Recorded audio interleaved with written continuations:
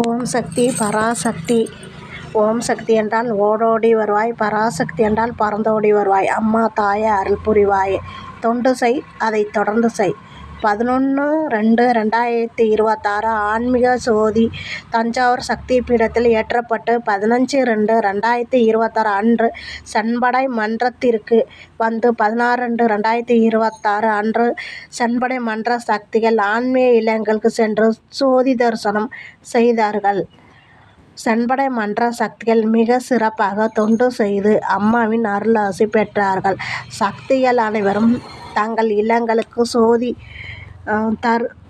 ஜோதி அழைத்து பயனடைந்து நம் கர்ம வினைகளை